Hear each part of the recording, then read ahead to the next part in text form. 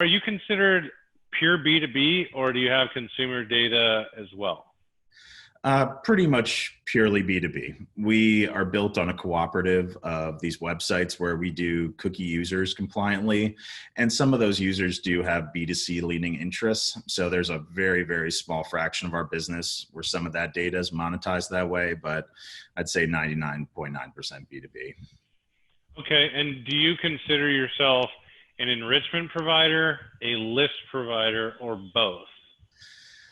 It's tough. I guess we'd consider ourselves much closer to an enrichment provider where we do take someone's first party data, whether that's company names, contacts, and in existing systems, and basically enrich them with intent data. A big part of our partnership with you guys is kind of your experience in the field and the level of sophistication and integrations you guys have built to major platforms. So adding that to kind of your integration suite, and then also some of the other data that you put into these records as well.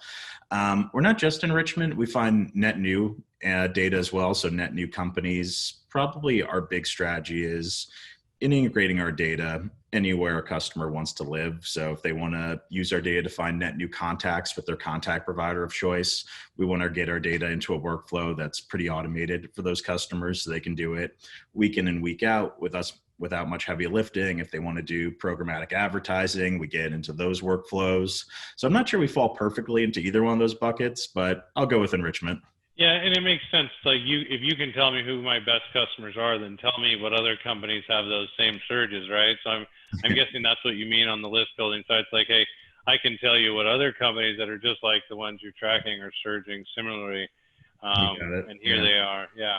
Do you have any contacts in your database? Sorry. No contacts. All company level data. We, for privacy reasons and also for efficiency reasons, we don't score individual contacts. We do take our company and location level surges and layer them on to contact records as kind of an inferred way to say, hey, these guys are surging on marketing related topics in this office.